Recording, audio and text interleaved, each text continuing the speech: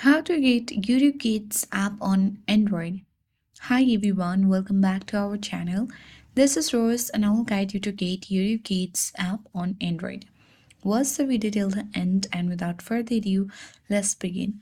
First of all, launch Play Store app on your device.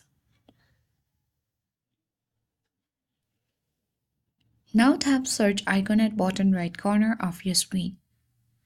Tap search bar at top of your screen and type YouTube Kids.